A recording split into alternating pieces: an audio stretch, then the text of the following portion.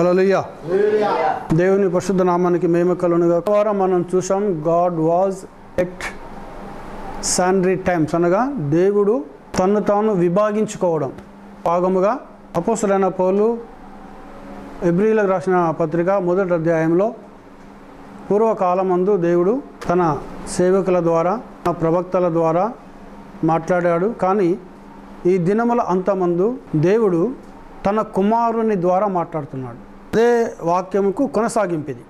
ఆ వాక్యముకే ఇది కొనసాగించడం అవుతుంది. కారణం ఏంటంటే పూర్వకాలంలో అక్కడ మనం చూసినప్పుడు ఒక భాగముగా ఒక్కొక్క ప్రవక్తలో ఒక్కొక్క భాగముగా ఉండి ఆ ప్రవక్త కాలానికి కావలసిన వాక్యమును దేవుడు మాట్లాడాడు. ఎక్కడి వరకు వచ్చి మనం ఆగామంటే యోసేపు వరకు వచ్చి మనం ఆగాం పోయిన వారం. యోసేపు తదనంతరము ఎవరు వచ్చారు? ఇశ్రాయేలు ప్రజలు ఐగుప్తు దేశంలోకి వెళ్ళారు. అక్కడ 430 సంవత్సరాలు లేదా అంతకంటే ఎక్కువ కావచ్చు, తక్కువ కావచ్చు, ఇంచుమించుగా వారు అక్కడ జీవించారు. ఇంకా యోసేపును ఎరగని ఫరో వచ్చి వాళ్ళ మీద భయంకరంగా వాళ్ళను హింసించడము ప్రారంభించారు. ఓకే, ఇంకేంటి చెప్పాలంటే వారు బానిసత్వంలో ఉన్నారు. ఆ బానిసత్వంలోకి వెళ్ళి వారిని విడిపించడానికి దేవుడు మోషే అనే ఒక ప్రవక్తను పంపించాడు. ఈయన నత్తివాడు. ఆయనే చెప్పాడు దేవుడు ఆయనతో మాట్లాడినప్పుడు. ఇప్పుడు దేవుడు ఆయన దగ్గరికి వచ్చి మాట్లాడిన సమయంలో ఆయన వయసు బైబిల్ చెప్తుంది 80 సంవత్సరములు. 3 భాగములుగా మోషే జీవితంలో మనం చూస్తే 40 పుట్టిన కానుండి 40 సంవత్సరాల వరకు ఐగుప్తు దేశంలో అయ్యాడు. ఐగుప్తు ఫరో తర్వాత ఫరో స్థానంలోకి వెళ్ళాలినే 40వ సంవత్సరంలో ఒక నిర్ణయం తీసుకునే సమయం వచ్చింది.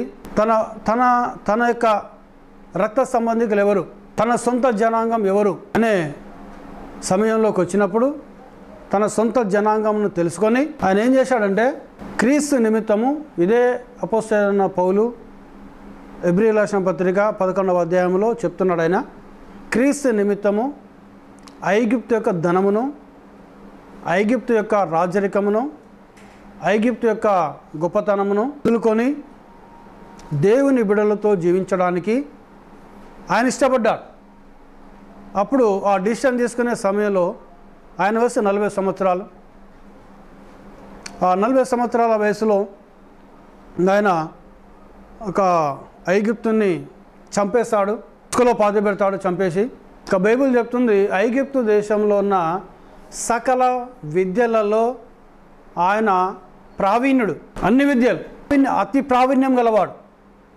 ఫరో తర్వాత ఇక ఆయనే ఫరోగా సింహాసనం మీద కూర్చోవాలి. కానీ దేవుని నిమిత్తం అనగా యేసు క్రీస్తు నిమిత్తం ఆయన అవన్నీ వదిలేసుకొని దేవుని బిడ్డలతో కలిసి జీవించడానికి ఆయన ఇష్టపడ్డాడు. దేవుని నామ స్తోత్రం. హల్లెలూయా. ఐగుప్తుని చంపాడు, ఇసుకలో పాతి పెట్టాడు. ఈ ఐగుప్తుడు హెబ్రీయుడు ఇద్దరు ఒకరు కొట్టుకుంటున్నప్పుడు ఒకటే దెబ్బతో ఐగుప్తుని చంపి ఇసుక తీసి పాతి పెట్టాడు.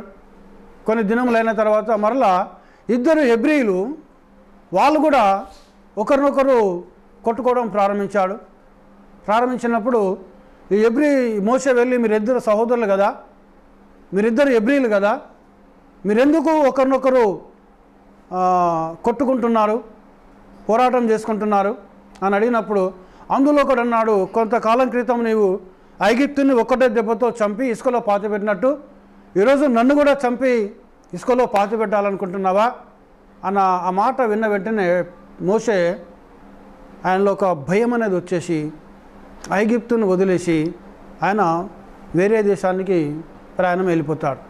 అక్కడ ఇత్రో అనే ఒక వ్యక్తి యొక్క కుమార్తెలు వాళ్ళ గొర్రెలను మేపుకుంటున్న సమయంలో ఆ గొర్రెలకు బావి నీళ్లు తోడిపోసి ఆ ఇత్రో కుమార్తెలు ఆయనను తన ఇంటికి తీసుకొని పోయి వాళ్ళ నాన్నకు పరిచయం చేస్తే అప్పుడు అక్కడ గొర్రెల కాపరిగా ఉంటాడు ఇత్రో దగ్గర. అప్పటికెళ్ళి హోరేబు కొండ యొద్ద దేవుడు మోషేని కలుసుకొని పొద యొద్ద ఆయనతో మాట్లాడినప్పుడు ఆయన వయసు 80 సంవత్సరాలు అనగా ఈ 40 సంవత్సరాలు గొర్రెల కాపరిగా ఉన్నాడు. ఆయన పుట్టిన కానీ 40 సంవత్సరాల వయసు వరకు ఆయన ఐగుప్తులో సకల భోగములు అనుభవించాడు. దేవుని నిమిత్తము క్రీస్తు నిమిత్తము, దేవుడు కాదు, క్రీస్తు నిమిత్తం. బైబిల్ చాలా క్లియర్గా చాలా స్పష్టంగా చెప్తుంది. యేసు క్రీస్తు నిమిత్తము ఆయన ఐగుప్తు ధనమును మొత్తం వదిలేసుకొని దేవుని బిడ్డలతో కలిసి పేదరికం అనుభవించడానికి ఇష్టపడ్డాడు.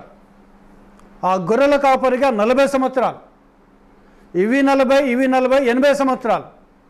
80వ సంవత్సరమైన వయసులో ఒక మన్నుచున్న పొద యొద్ద దేవుడు మోషేకు ప్రత్యక్షమై, నేను నీ పితరుల దేవుడు అనగా సజీవులకు దేవుడైన అబ్రహాము దేవుడను, ఇస్సాకు దేవుడను, యాకోబు దేవుడను అని చెప్పి, నా ప్రజలు ఐగుప్తు దేశంలో వారు బానిసత్వంలో ఉన్నారు, వాళ్ళను విడిపించడానికి నేను దిగి వచ్చాను, నిన్నక్కడ పంపిస్తాను, నువ్వు వెళ్ళి నేను చెప్పిన మాటలు వాళ్ళతో చెప్పి వాళ్ళను ఈ యొక్క ఐగుప్తు దేశంలోకి వెళ్ళి తీసుకొచ్చి మీ పితడైన అబ్రహాము, ఇస్సాకు, యాకోబులకు చూపించిన ఈ కానాను దేశాన్ని నువ్వు పంచిస్తావన్నాడు ఆయన. అప్పటికెళ్ళి ఈ కానాన్లోకి వచ్చి ఆయన నేబో పర్వతం మీద మరణించేంత వరకు 40 సంవత్సరాలు, అనగా మోషే 120 సంవత్సరాలు బతికాడు. దేవుడు మోషేలో ఒక భాగంగా ఉండి ఆ కాలంలో కావలసిన వాక్యంనిచ్చాడు. ఏంటిది ఆ వాక్యం అనగా ధర్మశాస్త్రం. మోషేలో ఒక భాగంగా ఉన్నాడు దేవుడు, ఆయనకు ముందుగా యోసేపులో ఒక భాగంగా ఉన్నాడు దేవుడు, ఆ తర్వాత యాకోబులో ఒక భాగంగా ఉన్నాడు, ఆయన తర్వాత ఇస్సాకులో ఒక భాగంగా ఉన్నాడు, ఆయన తర్వాత అబ్రహాంలో ఒక భాగంగా ఉన్నాడు. అట్లా ఒక్కొక్క భాగముగా తను తాను విభాగించుకొని ఆ సమయానికి ఆ కాలానికి ఒక ప్రవక్తను ఎన్నుకొని, ఒక ప్రవక్తకు ఒక మంచి జీవితమును, నీతిగల జీవితమును, పరిశుద్ధమైన జీవితమునిచ్చి వారిలో నివాసము చేసి ఆయన ప్రజలతో మాట్లాడము ప్రారంభించాడు. దేవునికి స్తోత్రం, హల్లెలూయా. అందుకే ఇక్కడ పౌలు అంటున్నాడు చూడండి, అపోస్తలుడైన పౌలు కొలొస్సీయులకు రాసిన పత్రిక 1వ అధ్యాయము 25వ వాక్యము, దేవుని వాక్యమును అనగా అబ్రహాములో ఉండి దేవుడు వాక్యముగా మాట్లాడాడు, నోహావులో ఉండి దేవుడు వాక్యముగా మాట్లాడాడు, ఏదేను తోటలో కూడా దేవుడు వాక్యమే మాట్లాడాడు, ఎందుకంటే రాయబడింది వాక్యం. యోసేపులో ఉండి దేవుడు వాక్యమే మాట్లాడాడు, మోషేలో ఉండి ధర్మశాస్త్రం కూడా దేవుని వాక్యముగా మాట్లాడాడు. అనగా దేవుని వాక్యమును అనగా యుగములలోనూ తరములలోనూ మరుగు చేయబడిన మర్మమును సంపూర్ణంగా ప్రకటించుటకు పురాతన కాలంలో యుగములలోనూ తరములలోనూ అనగా యుగములలో దేవుడు వాక్యముగా ఉన్నాడు. ఆ మరుగు చేయబడిన వాక్యమును సంపూర్ణంగా ప్రకటించడానికి, ఆ మర్మమైన వాక్యమును సంపూర్ణంగా ప్రకటించడానికి దేవుడు అపోస్తలులను ఎంచుకున్నాడు. ఈ అపోస్తలులను ఎవరు ఎంచుకున్నారు? యేసు ప్రభు ఎంచుకున్నాడు. దేవునికి స్తోత్రం, హల్లెలూయా, హల్లెలూయా. చూడండి, ఇక్కడ మోషే తర్వాత ధర్మశాస్త్రము, ఆయన తర్వాత యెహోషువలో ఒక భాగం ఉన్నాడు దేవుడు, ఆయన తర్వాత న్యాయాధిపతులు వచ్చారు. ఒక్కొక్క న్యాయాధిపతిలో ఒక్కొక్క భాగం ఉండి ఆ కాలానికి వాక్యం ఇవ్వడం ప్రారంభించాడు. ప్రతి కాలంలోనూ దేవుడు వాక్యము ద్వారానే మాట్లాడుతున్నాడు. తన సంఘముతో దేవుడు ప్రతి కాలంలో కూడా వాక్యము ద్వారానే మాట్లాడతాడు తప్ప వాక్యము లేకుండా ఆయన ఏది మాట్లాడాడు. ఆయన దేవునికి స్తోత్రం, హల్లెలూయా, హల్లెలూయా. ప్రతి కాలంలో వాక్యమే ఆయన మాట్లాడేది. అందుకే దేవుని వాక్యమును అనగా యుగములలోనూ తరములలోనూ మరుగు చేయబడి ఉన్న మర్మమును సంపూర్ణంగా ప్రకటించడానికి దేవుడు అపోస్తలులను ఎంచుకున్నాడు. గమనిస్తే ప్రియ సోదర సోదరుడు, అందుకే ఎబ్రీ పత్రికలో ఆ కాలాల్లో తన ప్రవక్తల దలో ఉండి దేవుడు మాట్లాడాడు. కానీ ఈ దినముల అంతమందు దేవుడు తన కుమారునిలో ఉండి, హల్లెలూయా, హల్లెలూయా. ఇక్కడ చూడండి, ప్రవక్తలతో మాట్లాడాడు. ఆ విధంగా ఇర్మియా ప్రవక్తలో ఉండి ఆ కాలానికి వాక్యముగా ఉండి మాట్లాడాడు. ఆయన తర్వాత యెషయా ప్రవక్తలో ఉండి వాక్యముగా మాట్లాడాడు. ఆ తర్వాత దావీదులో ఉండి వాక్యముగా మాట్లాడాడు. సొలొమోనులో ఉండి వాక్యముగా మాట్లాడాడు. ఒక్కొక్క ప్రవక్తను మనం తీసుకొని వస్తే ఆ కాలంలో జీవించిన ఆ ప్రవక్తలలో తను విభాగించుకొని వాక్యముగా ఉండి ఆయన మాట్లాడడం ప్రారంభించాడు. హల్లెలూయా. ఒక్కొక్క భాగముగా ఉన్నాడు ఆయన. అట్లా బాప్తిజమిచ్చు యోహాను వరకు ఒక భాగముగా యోహాన్లో దేవుడు తన వాక్యం అనే ఒక భాగంలో పెట్టి ఈ యొక్క మెస్సియాను అనగా యేసు క్రీస్తును ఈ లోకానికి పరిచయం చేయడానికి యోహాన్లో ఒక భాగం నుండి మాట్లాడాడు ఆయన. అందుకే యోర్దాను నది యొద్ద యేసు ప్రభు బాప్తిజమిచ్చు యోహాను చేత బాప్తిజము తీసుకోవడానికి వచ్చినప్పుడు ఈ బాప్తిజమిచ్చు యోహాను అంటాడు ఒక మాట, నేను నీ వలన బాప్తిజము పొందవలసిన వాడనై ఉండగా నీవు నా యొద్దకు వస్తున్నావా ప్రభు అంటాడు ఆయన. అప్పటి వరకు బాప్తిజమిచ్చు యోహాను చెప్పిన స్టేట్మెంట్ ఏంటంటే, ఆయన ఎవరో నాకు తెలియదు, ఆయన మీ మధ్యలోనే ఉన్నాడు, ఆయనను మీకు పరిచయం చేయడానికి, ఆయనను మీకు చూపించడానికి, ఆ వెలుగును మీకు పరిచయం చేయడానికి నేను ఈ లోకమునకు ఒక కేక వలె వచ్చాను. అరణ్యములో కేక వేయు ఒకని శబ్దముగా అని వచ్చానని చెప్పిన ఈయన ఆయన వస్తున్న వెంటనే ఎలా గ్రహించగలిగాడు ఆయన? ప్రవక్త పెద్ద బ్రాహ్మణం అంటాడు, ఈయన బాప్తిజమిచ్చు యోహానులో ఉన్న వాక్యం, బాప్తిజమిచ్చు యోహానులో ఉన్న వాక్యము శరీరధారి అయి ఉన్న వాక్యమైన దేవుడు నడుచుకుంటూ వస్తూ ఉంటే అప్పుడు బాప్తిజమిచ్చు యోహానులో ఉండి మాట్లాడుతున్నాడు ఆయన. బాప్తిజమిచ్చు యోహాను మాట్లాడుతున్నాడు. ఈయన శరీరధారి అయిన దేవుడు, మెస్సియా అయిన దేవుడు, వాక్యమైన దేవుడు అని ఎవరు గ్రహిస్తారు అని అంటే, గమనించండి ప్రియ సోదరులు, నీలో దేవుని వాక్యం ఉంటేనే తప్ప, నీలో ఆ సత్యమైన వాక్యం నీలో ఉంటేనే తప్ప యేసు క్రీస్తు శరీరధారి అయిన దేవుడు అని నువ్వు తెలుసుకుంటావు. నీకు తెలియజేస్తుంది వాక్యం, నీలో ఉన్న వాక్యం.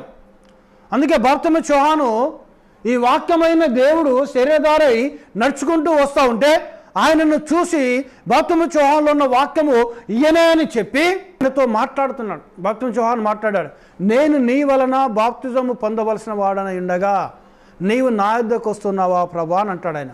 అప్పుడు యేసు ప్రభు అంటాడు, నీతి యావత్తు ఇలాగూ నెరవేర్చడం మనకు తగి ఉన్నది, ఇప్పటికి ఇలాగూ కానిమ్మంటాడు. దేవునికి స్తోత్రం, హల్లెలూయా. అందుకే ఈరోజు మనము ఈ కాల వర్తమానం తీసుకొని వెళ్ళి, ఈ కాల సత్యాన్ని తీసుకొని వెళ్ళి మనం చెప్తున్నాం, కరపత్రాల్లో పంచుతున్నాం, పుస్తకాల్లో పంచుతున్నాం, యూట్యూబ్ ద్వారా వెళుతూ ఉన్నది. చాలామంది దేవుని భక్తులు కూడా చెప్పడం ప్రారంభిస్తున్నారు. ఎవరు గ్రహిస్తారు అనంటే, వారిలో దేవుని యొక్క వాక్యం ఉంటే, వారిలో దేవుని యొక్క సత్యం ఉంటే, వారిలో నిజమైన పరిశుద్ధాత్ముడు కనుక ఉంటే వాళ్ళు మాత్రమే ఈ సత్యాన్ని గ్రహిస్తారు తప్ప తక్కిన వాళ్ళందరూ గ్రహించలేరు. హల్లెలూయా.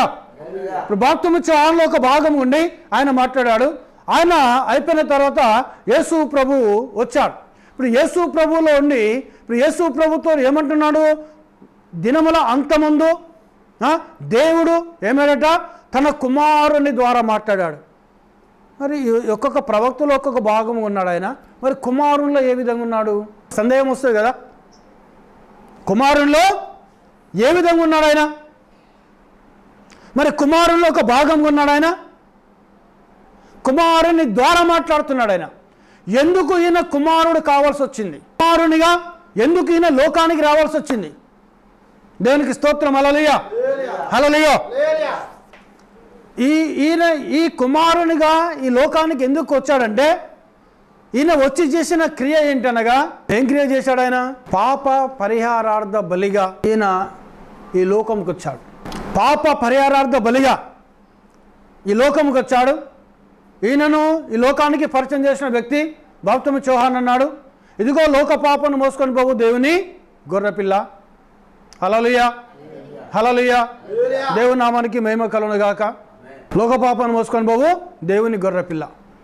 ఇప్పుడు మనం గమనిస్తే ఈ పాపం ఎవరి ద్వారా ఈ లోకంలోకి వచ్చిందనగా, ఆదాము ద్వారా, అనగా అవ్వమ్మ చేసిన పాపములో ఆదాము పాలుభాగస్తుడయ్యాడు కాబట్టి ఆదాము ద్వారా ఈ లోకంలోకి పాపం వచ్చింది. ఈ పాపాన్ని తీసివేయడానికి యేసు క్రీస్తు ఈ లోకానికి వచ్చాడు. హల్లెలూయా, హల్లెలూయా. ఇప్పుడు ఆదాము గురించి బైబిల్ చెప్తా ఉన్నది. ఆయన ఎవరు అనగా, ఆదాము ఎవరట? దేవుని కుమారుడు. బైబిల్ చెప్తా ఉన్నది. సరే చూద్దాం మనం. లూకాసు వార్త 3వ అధ్యాయం 38వ లేఖనం చదవండి. లూకాసు వార్త 3వ అధ్యాయం 38వ వాక్యం. లూకాసు వార్త 3వ అధ్యాయం 38. త్వరగా తీసి చదవాలి. కైనాను ఎనోషుకు, ఎనోషు షేతుకు, షేతు ఆదాముకు, ఆదాము దేవునికి కుమారుడు. హల్లెలూయా. ఆదాము ఎవరి కుమారుడు అట? దేవుని కుమారుడు. ఈ దేవుని కుమారుడైన ఆదాము చేసిన పాపాన్ని తీసివేయాలంటే మళ్ళీ ఎవరు తీసేయాలి? దేవుని కుమారుడు వచ్చే తీసేయాలి. హల్లెలూయా, హల్లెలూయా. వేరే వ్యక్తి వచ్చి తీసేయడానికి ఆస్కారం లేదు. దేవుని కుమారుడు వచ్చే తీయాలి. అందుకే యేసు క్రీస్తు దేవుని కుమారునిగా లోకానికి వచ్చాడు. ఆయన 3 బిరుదులు: మనుష్య కుమారుడు, దేవుని కుమారుడు, దావీదు కుమారుడు. మనుష్య కుమారునిగా మానవుల పాపాలు తీసుకోవడానికి బలియాగం వచ్చాడు. దేవుని కుమారునిగా మరణమును జయించి తిరిగి లేచాడు. ఆయన దావీదు కుమారునిగా 1000 ఏళ్ల పరిపాలనలో ఆయన దావీదు సింహాసనంలో కూర్చొని యెరూషలేములో క్రొత్త ఆకాశము క్రొత్త భూమిలో ఉండి బంగారు వీధులలో తన పెళ్లి కుమార్తెతో కలిసి 1000 ఏళ్ల పరిపాలనలో పరిపాలించబోతాడు. ఆయన మనుష్య కుమారునిగా మానవుల పాపాలు తీయడానికి వచ్చాడు. దేవుని కుమారునిగా మరణమును జయించి ఆయన తిరిగి లేచాడు. ఆయన దావీదు కుమారుడిగా దావీదు సింహాసనం కూర్చోబోతున్నాడు. అందుకే ఆయన తండ్రి తండ్రి అని ప్రార్థించాడు. ఈరోజు ప్రపంచంలో ఉన్న క్రైస్తవులంతా ఎక్కడ తెగిపోతున్నారంటే యేసు క్రీస్తు తండ్రి తండ్రి అని అంటే అక్కడ ఒక తండ్రి ఉన్నాడు కదా అని అంటారు. దేవునికి స్తోత్రం, హల్లెలూయా. అక్కడ తండ్రి ఉన్నాడు కాబట్టే ఈయన కుమారుడు కాబట్టే తండ్రి తండ్రి తండ్రి తండ్రి తండ్రి అని ప్రార్థన చేశాడు. ఇప్పుడు మనం చూసుకుంటే ఇక్కడ ఏమంటున్నాడంటే అదే అపోస్తలుడైన పౌలు ఎబ్రియలు రాసిన పత్రికలో రాసిన అపోస్తలుడైన పౌలే కొలొస్సీయులకు రాసిన పత్రిక 1వ అధ్యాయము 20వ వాక్యములో దేవుని వాక్యమును అనగా యుగములలోనూ తరములలోనూ మరుగు చేయబడిన మర్మమును సంపూర్ణంగా ప్రకటించడానికి అపోస్తలుడైన పౌలు అపోస్తలులు వచ్చారంట. దేవుని వాక్యమును ఎలా ఉన్నదంట? దేవుని వాక్యము మర్మముగా ఉన్నది. ఎక్కడెక్కడ మర్మం ఉన్నది? యుగములలోనూ తరములలోనూ మరుగై ఉన్న ఆ మర్మమును సంపూర్ణంగా ప్రకటించడానికి అపోస్తలుడైన పౌలు అపోస్తలులు దేవుడు ఎన్నుకున్నాడు. హల్లెలూయా, హల్లెలూయా. దేవునికి మహిమ కలుగును గాక, దేవుని నామానికి ఘనత కలుగును గాక. అందుకే ఇక్కడ పౌలు ఏమంటున్నాడు? దినముల అంతమందు దేవుడు తన కుమారుని ద్వారా మాట్లాడుతున్నాడు. ఎవరి కుమారుడు? యేసు క్రీస్తు అయినాడు. హల్లెలూయా. మరి యేసు క్రీస్తు కుమారుడైన దేవుడా? మన బైబిల్లో చూసుకుంటే ఒక్కొక్క లేఖనాల మనం చూద్దాం. బైబిల్లో ఒక్కొక్క లేఖనాలను మనం చూద్దాం. అసలు యేసు క్రీస్తు ఎవరు? యోహాను రాసిన పత్రిక 1వ అధ్యాయం యోహాను రాసిన మొదటి పత్రిక 5వ అధ్యాయము 20వ లేఖనం. యోహాను రాసిన మొదటి పత్రిక 5వ అధ్యాయం 20వ లేఖనమును చదవాలి. మనము సత్యవంతుడైన వారిని ఎరగవలనని దేవుని కుమారుడు వచ్చి మనకు వివేకమును అనుగ్రహించున్నాడని ఎరుగుదు. ఒక నిమిషం ఇక్కడ ఆగితే, మనం ఎవరిని తెలుసుకోవడానికి దేవుని కుమారుడు లోకానికి వచ్చాడు? సత్యవంతుని తెలుసుకోవడానికి. అంతేనండి. మనము సత్యవంతుడైన వారిని ఎరగవాలనగా తెలుసుకోవాలని దేవుని కుమారుడు వచ్చి మనకు వివేకమును అనుగ్రహించాడు. వివేకం అంటే ఏంటిది? జ్ఞానంనిచ్చాడు. హల్లెలూయా, హల్లెలూయా. దేవుని కుమారుడు వచ్చి, ఎవరి దేవుని కుమారుడు? ఎవరండి దేవుని కుమారుడు? చెప్పాలి. ఎవరు? యేసు ప్రభు కదా. కుమారుడు ఎవరు? యేసు క్రీస్తు అయినాడు. హల్లెలూయా. ఈ దేవుని కుమారుడైన యేసు క్రీస్తు వచ్చి మనము సత్యవంతుడైన వారిని తెలుసుకోవాలని మనకు వివేకమును ఇచ్చాడు. వివేకమునిచ్చాడు. దేవునికి స్తోత్రం, హల్లెలూయా. మనము మళ్ళీ చదవాలి. అక్కడ అయిపోయినాక మనము దేవుని కుమారుడైన యేసు క్రీస్తు నందున్న వారమై సత్యవంతుని అందున్నాం. హల్లెలూయా.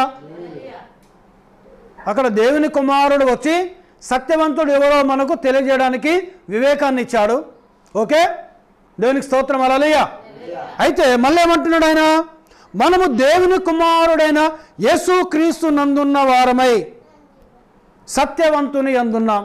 మనం ఎక్కడ ఉంటే సత్యవంతుల్లో ఉన్నట్ట మనము యేసుక్రీస్తులో గనుక మనం ఉంటే మనం ఎక్కడుంటాం? మనము సత్యవంతుల్లో మనం ఉంటాం. హల్లెలూయా. అవునండి. ఇప్పుడు సత్యవంతుడు ఎవరు? మొదటి భాగంలో చూడండి, వాక్యమును చాలా జాగ్రత్తగా మనం గమనించాలి. మనము సత్యవంతుని తెలుసుకోవడానికి దేవుని కుమారుడు వచ్చి వివేకాన్ని మనకిచ్చాడు. మన సత్యవంతుని మనం తెలుసుకున్నాం. ఎవరు సత్యవంతుడు?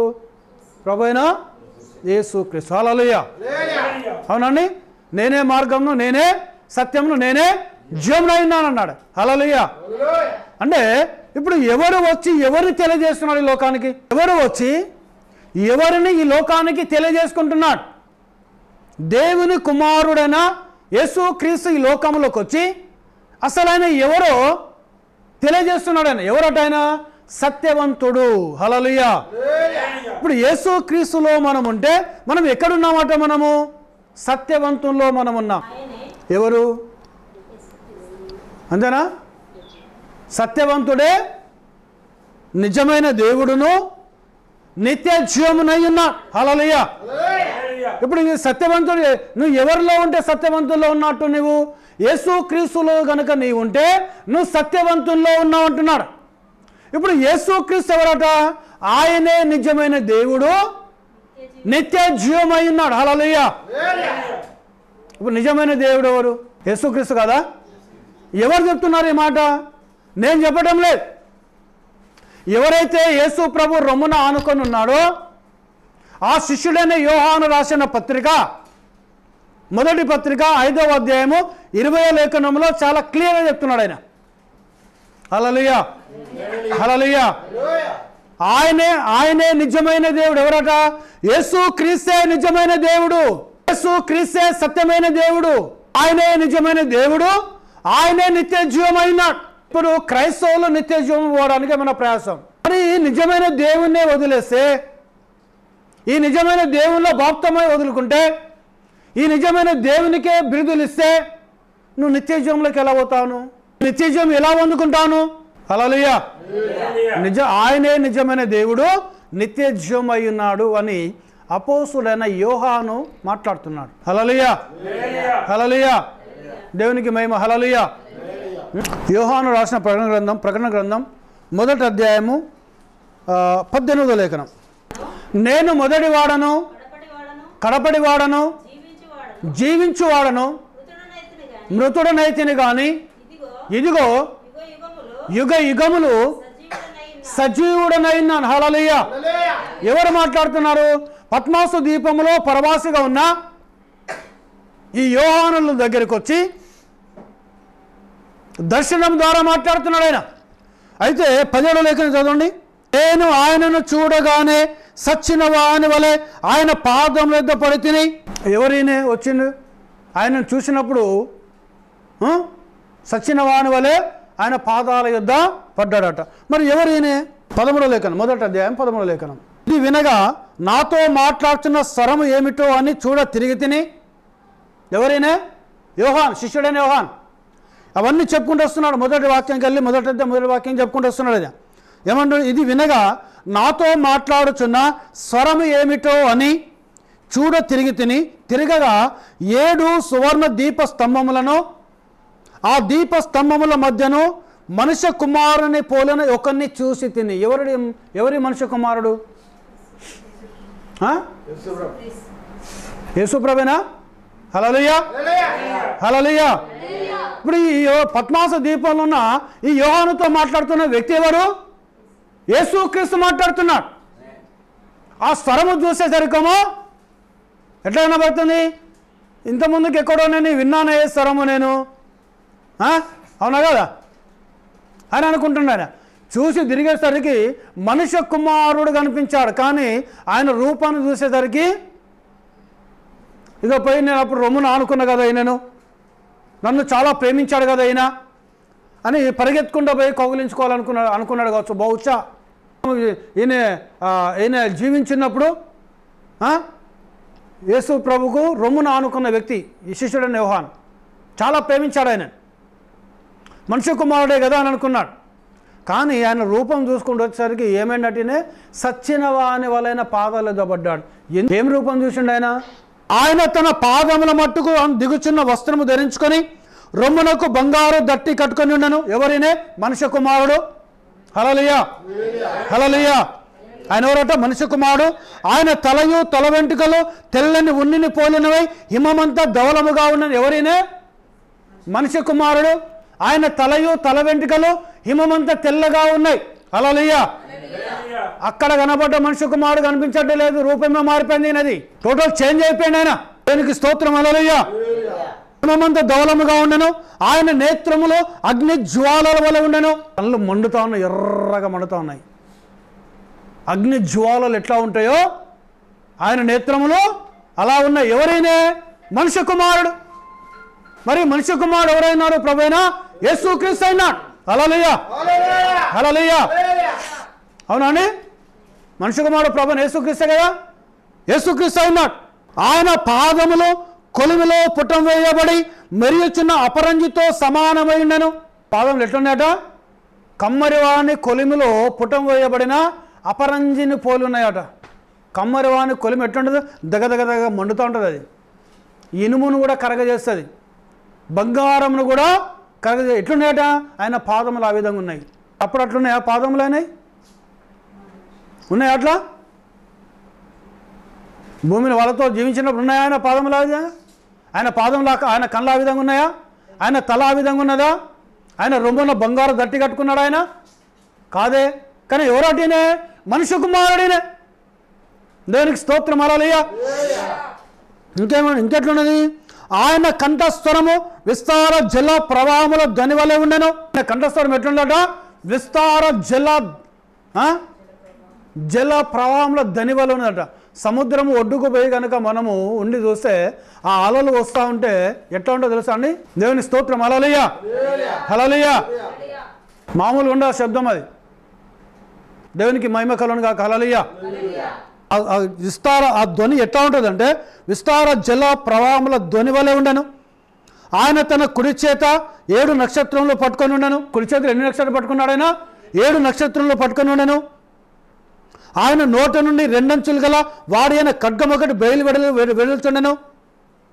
ఆయన నోటికి వెళ్ళి ఎట్లా వస్తున్నట? 2 అంచులు గల ఖడ్గం ఒకటి బయలు వెలుచున్నది. ఆయన ముఖము మహా తేజస్సుతో ప్రకాశించుచున్న సూర్యుని వలె ఉండను. హల్లెలూయా. రూపాంతరం కొండ మీద ఆయన ముఖం ఎలా ఉన్నది చూసారు ఎవరైనా? మత్తయి సువార్తలో ఉంటుంది. సూర్యుని వలె ప్రకాశిస్తున్నది ఆయన ముఖం. హల్లెలూయా, హల్లెలూయా. అపోస్తలుడైన పౌలు దమస్కు మార్గంలో వెళుతున్నప్పుడు ఒక వెలుగు ఆయనను తాకితే ఆ వెలుగు నుంచి ఈ సౌలుగా ఉన్న పౌలు ఏమని సాక్ష్యం ఇస్తున్నాడు? సూర్య తేజస్సు కంటే మహాప్రకాశవంతమైన ఒక వెలుగు నన్ను తాకింది. ఆ తాకిన వెంటనే నేను కనుచూపు కోల్పోయాను రాజా అంటున్నాడు ఆయన. అగ్రిప్ప రాజా, నేను కనుచూపు కోల్పోయాను. మామూలు వ్యక్తేనా? ఈయనెవరైనా? దేవుని స్తోత్రం. హల్లెలూయా. నేను ఆయనను చూడగానే సచ్చిన వాని వలైన పాదంలో దెబ్బడి తిని. హల్లెలూయా. అప్పుడు ఎవరు? ఈయన యోహాను చూసిన వెంటనే ఆయన పాదంలో దెబ్బడ్డాడు. అప్పుడు యోహానుతో ఆయన మాట్లాడుతున్నాడు, నేను మొదటివాడను కడపడివాడను జీవించువాడను. ఈ స్టేట్మెంట్ వరకు వస్తారు ఏమనుకుంటాం మనము? పాత నిబంధన గ్రంథంలో యెహోవా దేవుడు అనుకుంటాం మనం. అవునా కదా? అందరూ అదే అనుకుంటాం. పాత నిబంధన గ్రంథంలో యెహోవా దేవుడే ఇక్కడికి వచ్చి మాట్లాడుతున్నాడు అంటారు. వాస్తవానికి పాత నిబంధన గ్రంథంలో యెహోవా దేవుడే మాట్లాడుతున్నాడు యోహాను యొద్దకు వచ్చి. కానీ ఏమంటున్నాడు ఆయన? కింద చదివితే ఏమంటున్నాడు ఆయన? మృతుడనైతిని కానీ. హల్లెలూయా. అనగా మొదటివాడు మృతుడయ్యాడు, కడపడివాడు మృతుడయ్యాడు, జీవించువాడు మృతుడనైతిని కానీ యుగ యుగములకు నేను సజీవుని. ఇప్పుడు ఎవరైనా? ప్రభువైన యేసు క్రీస్తు కాదు ఆయన? హల్లెలూయా, హల్లెలూయా. ఈయన ప్రభువైన యేసు క్రీస్తు కాదు ఆయన? దానికి స్తోత్రం. హల్లెలూయా. ఇప్పుడు ఇక్కడ ఆయన తర్వాత మళ్ళీ యెషయా గ్రంథం 6వ అధ్యాయం మొదలుకెళ్ళి యెషయా గ్రంథం 6వ అధ్యాయం, పాత నిబంధన గ్రంథంలోకి వెళ్ళి యెషయా గ్రంథం 6వ అధ్యాయం. దేవుడు తన కుమారుని ద్వారా మాట్లాడుతున్నాడు అనే దాని మీద మాట్లాడుతున్నాడు. కుమారుడు యేసుక్రీస్తు. ఇప్పుడు యేసుక్రీస్తు ఎవరో పరిశుద్ధ గ్రంథం తెలియజేస్తా ఉన్నది. 6వ అధ్యాయం, యెషయా గ్రంథం 6వ అధ్యాయం మొదటికి చదువుకోవడానికి కిందికి. రాజైన ఉజ్జియా మృతి నొందిన సంవత్సరమున అత్యున్నతమైన సింహాసనమందు ప్రభు ఆసీనుడై ఉండగా నేను చూచితిని. హల్లెలూయా. ఇక్కడ అత్యున్నతమైన సింహాసనం ముందు ఎవరు కూర్చున్నారట? ప్రభువు కూర్చొనున్నాడు. హల్లెలూయా. చదువు, కింద చదువుకుంటూ రావాలి. ఆయన చొక్కాయు అంచులు దేవాలయము నిండుకొనెను. ఆయనకు పైగా శరాపులు నిలిచుండి ఒక్కొక్కరికి 6 రెక్కలున్నను. ప్రతివాడు 2 రెక్కలతో తన ముఖమును రెంటితో తన కాళ్ళను కప్పుకొనుచు 2తో ఎగురుచుండెను.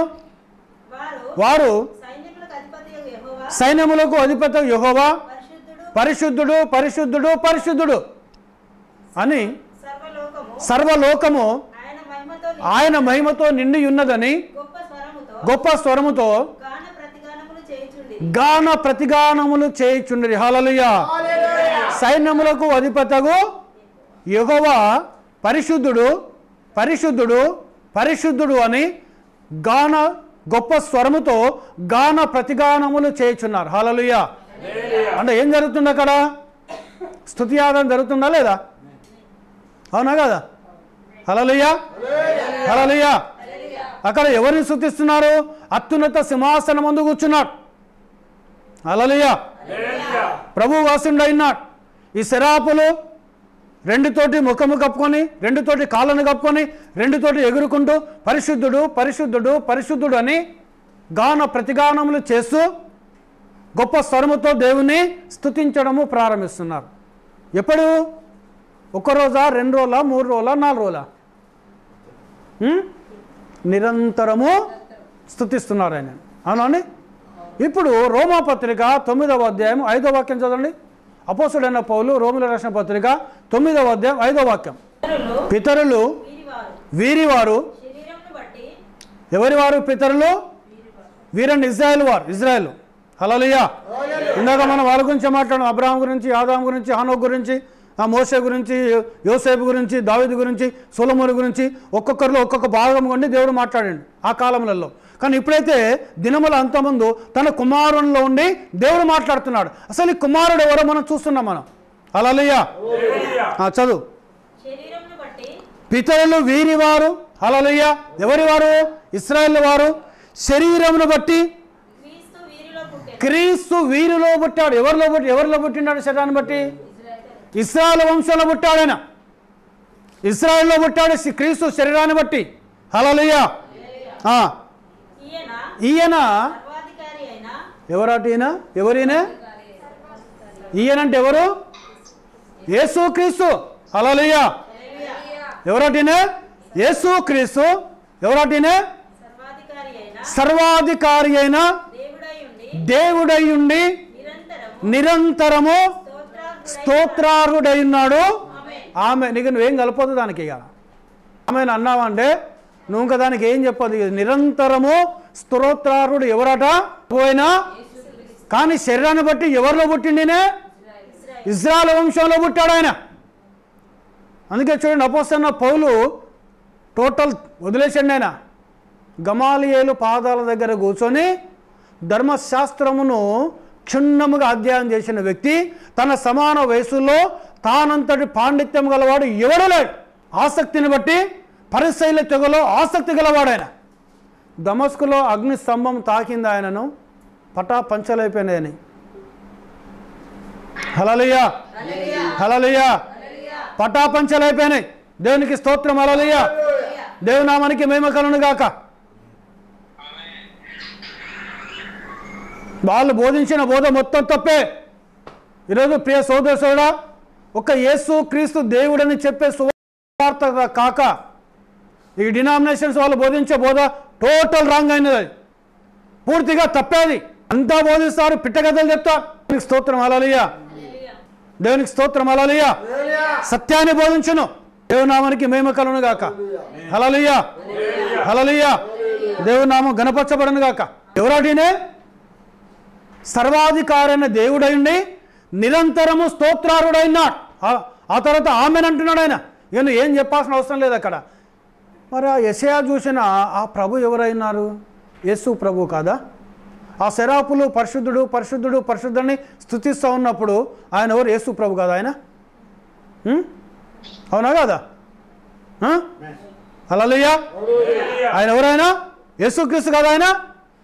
పౌలు చెప్తున్న ఈయన నిరంతరము స్తోత్రుడయ్యా, కానీ శరీరాన్ని బట్టి ఇశ్రాయేలు వంశంలో పుట్టాడు ఆయన. కానీ వాస్తవానికి ఎవరటైనా సర్వాధికారైన దేవుడై ఉండి నిరంతరము స్తోత్రారుడైనాడు. హల్లెలూయా, హల్లెలూయా. ఇదే అపొస్తలుడైన పౌలు కొలొస్సీయులకు రాసిన పత్రికలో 2వ అధ్యాయము 9వ వాక్యం. కొలొస్సీయులకు రాసిన పత్రిక 2వ అధ్యాయం 9వ వాక్యం. ఏలయనగా దేవత్వము యొక్క సర్వ పరిపూర్ణత శరీరముగా క్రీస్తునందు నివసించుచున్నది. హల్లెలూయా.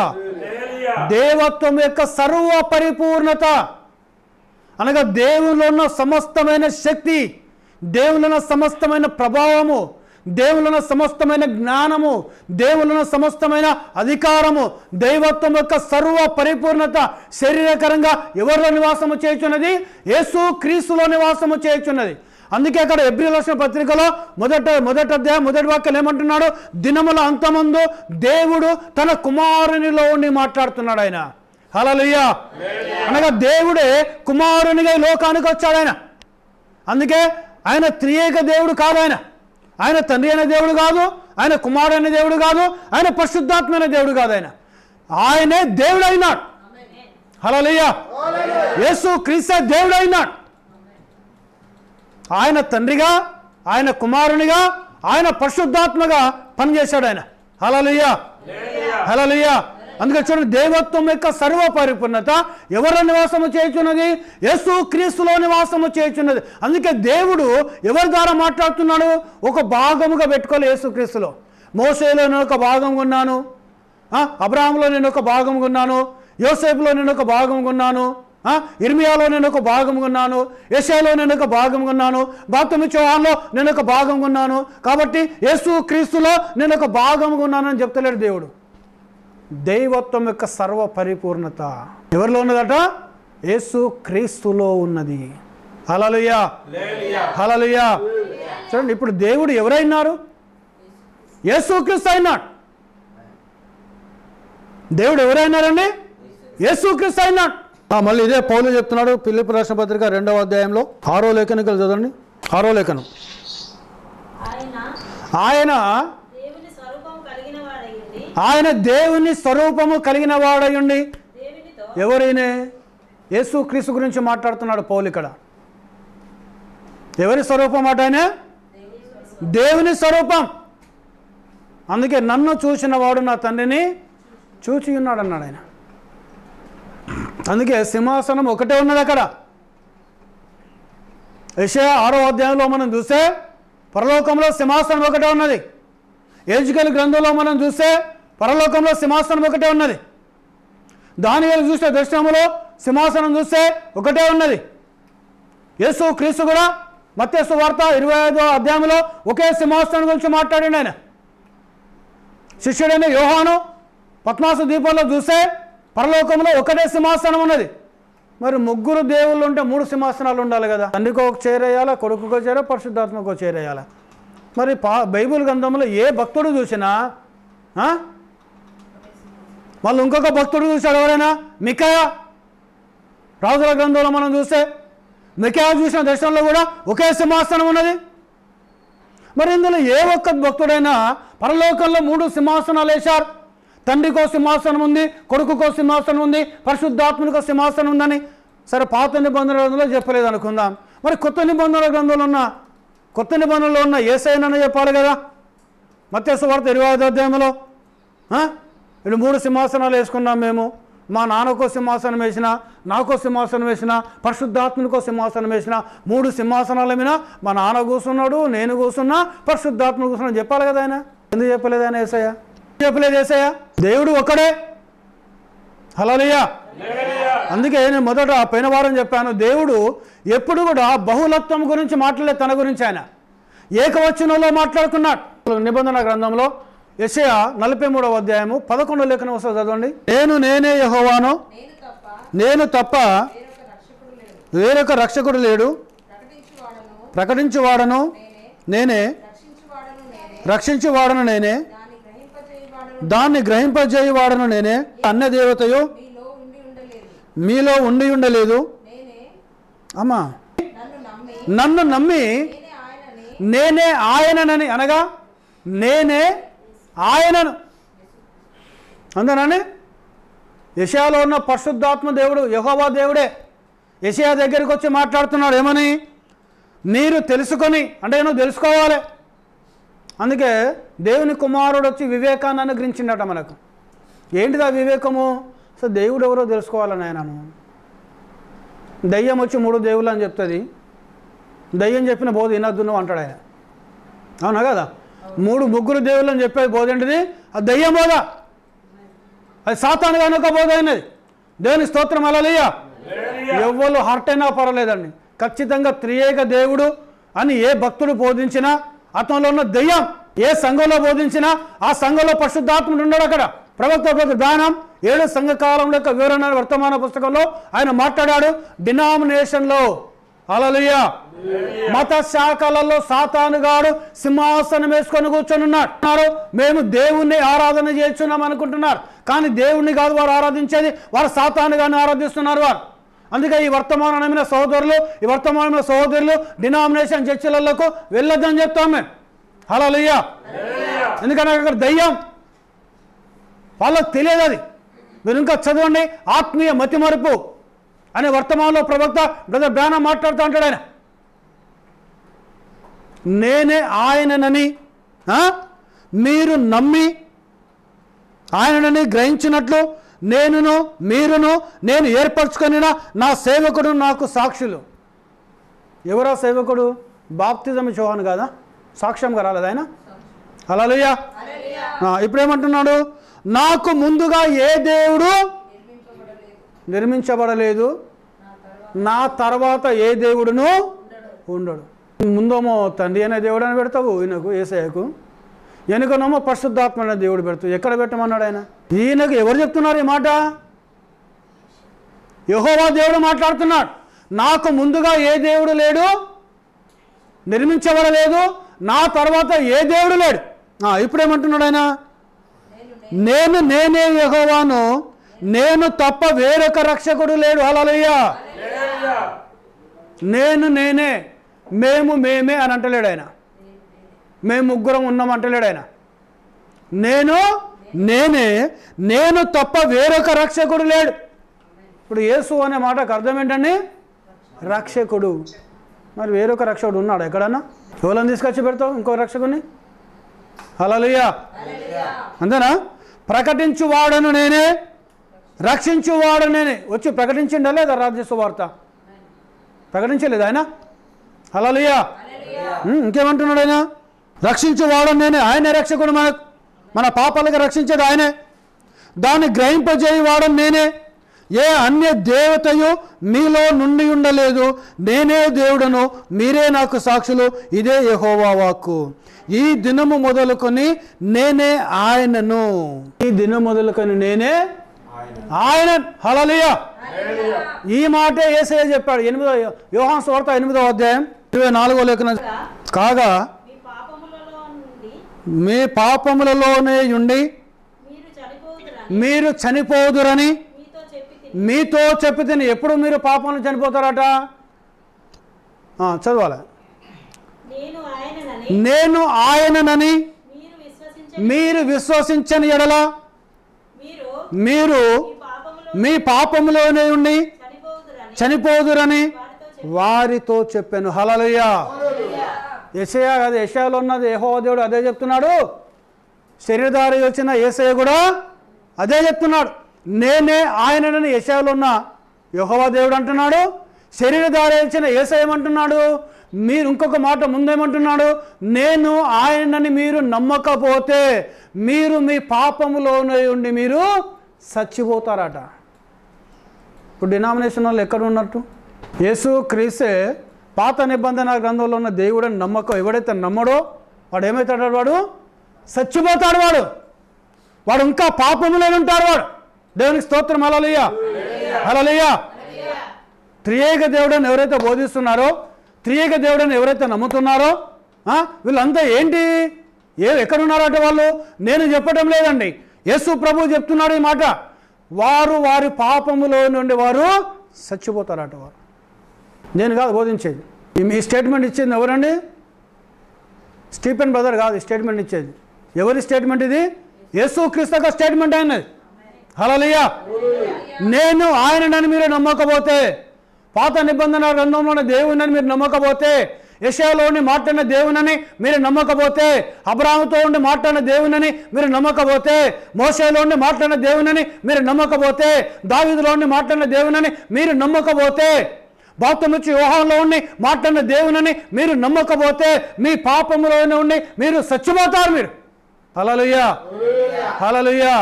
అందుకే కుమారుని ద్వారా మాట్లాడుతున్నాడు దేవుడు. ఇప్పుడు ఎవరి ద్వారా మాట్లాడుతున్నాడు? కుమారుని ద్వారా మాట్లాడుతున్నాడు ఆయన. అంటే ఎవరికి ఇక్కడ? ఈ కుమారునిగా దిగొచ్చిండు ఆయన. ముగ్గురు దేవుళ్ళు ఉన్నారా బైబిల్లో? 3 సింహాసనాలు ఉన్నాయా పరలోక రాజ్యంలో? దేవుని స్తోత్రం, హల్లెలూయా. దేవుని నామానికి మహిమ కలుగును. ప్రియ సోదరుడా, ఇంకా ఉంది టాపిక్, అయిపోలే, సమయం అవుతుంది. ఇక్కడ దేవుని స్తోత్రం కలుగును గాక, హల్లెలూయా. ఈ స్టేట్మెంట్ చెప్తున్నది ప్రభువైన యేసుక్రీస్తు. ఎవరైతే ఆయనని నమ్మకపోతే, యేసుక్రీస్తు ఆ దేవుడని నమ్మకపోతే, ఈయన చెప్తున్న అదే స్టేట్మెంటు యెషయాలో ఉన్న చెప్తున్న దేవుడు కూడా సేమ్ స్టేట్మెంట్. వాక్యం మారతలేదు అక్కడ. మరి పౌలు ఎందుకు చెప్తున్నాడు? ఆయన పితరులు వీరివారు, శరీరమును బట్టి క్రీస్తు వీరిలో పుట్టెను, కానీ వాస్తవానికి ఎవరటైనా సర్వాధికారి అయిన దేవుడై ఉండి నిరంతరము స్తోత్రార్హుడై ఉన్నాడు. ఇక్కడ ఆమెను అనేసాడు ఆయనగా. ఇక నువ్వు దీనికి ఏం చెప్పదురా బాబు, ఇక ఏం మనం అర్థం చెప్పాల్సిన అవసరం లేదు వాక్యానికి. సర్వాధికారి అయిన దేవుడు ఎవరు? అందుకే పౌలు ఏమాట కొలొస్సే పత్రిక 2వ అధ్యాయంలో కీవర్డ్గా తీసుకున్నాం ఆ వాక్యాన్ని. తరములలోను 1వ అధ్యాయం 25వ వాక్యము, దేవుని వాక్యమును, కొలొస్సే రాసిన పత్రిక అపోస్తలుడైన పౌలు 1వ అధ్యాయము 25వ వాక్యంలో, దేవుని వాక్యమును అనగా యుగములలోను తరములలోను మరుగు చేయబడి ఉన్న మర్మమును సంపూర్ణంగా ప్రకటించుటకు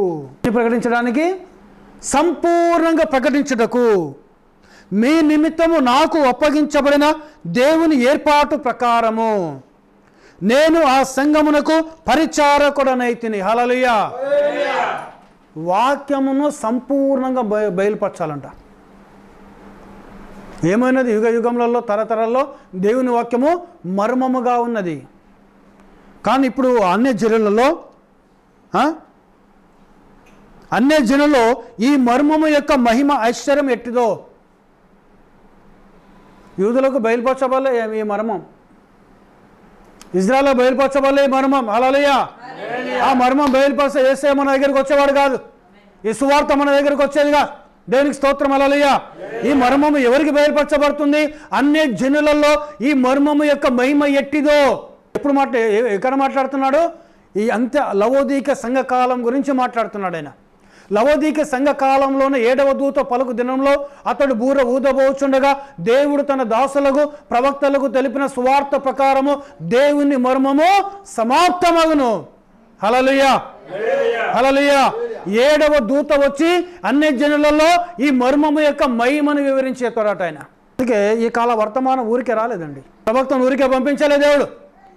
బ్రాహ్మణుని ఎందుకు ఊరికే పంపించలే దేవుడు ఆయన. స్తోత్రం, హల్లెలూయా, హల్లెలూయా. అన్య జనులలో ఈ మర్మం యొక్క మహిమను బయలుపరచడానికి. అందుకే పౌలు కూడా రాసి పెట్టేశాడు. ఎవరో కాదయ్య ఆయన, సినాయి కొండ మీదకి వచ్చిన అగ్నిస్తంభమే ప్రభువైన యేసుక్రీస్తు. అందుకే ఆ వెలుగును చూసామన్న ప్రభు అని ఎవరిగా అన్నాడు ఆయన. ఈయన ఊరికనే ఆ వెలుగును ప్రభు అని పిలుస్తాడు ఆయన. ఆ వెలుగే సినాయి కొండ మీదకి వచ్చి ధర్మశాస్త్రం ఇచ్చింది. ఆ వెలుగే హోరేబు కొండ మీద మోషేను సేవకు బయలుపరిచింది. అవునండి, హల్లెలూయా, హల్లెలూయా. అందుకే ఆ వెలుగును గురించి తెలుసుకున్నాడు కాబట్టి ప్రభా నీవు ఎవరివి అని అడిగితే అప్పుడు ఆ వెలుగులోకి ఒక స్వరం ఏమంటుంది? నీవు హింసించుచున్న యేసును నేను. హల్లెలూయా. ఒకటేసారి ప్రశ్నించాడు, ఆ ప్రశ్నకు సమాధానం చెప్పేశాడు దేవుడు. ఇక తన జీవితంలో ఎన్నడూ దేవుని ఆయన ప్రశ్నించలేదు. దేవుని స్తోత్రం, హల్లెలూయా. ఆ వెలుగు పేరేంటి?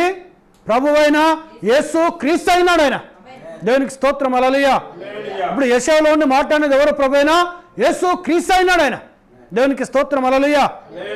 చూడండి, అందుకే ఆ మర్మమును ఈరోజు యుగ యుగాలలో తరతరాలలో మరుగు చేయబడిన ఆ మర్మమును అన్య జనులకు బయలుపరచడానికి దేవుడు ఈ కాలానికి ప్రవక్తను పంపించాడు.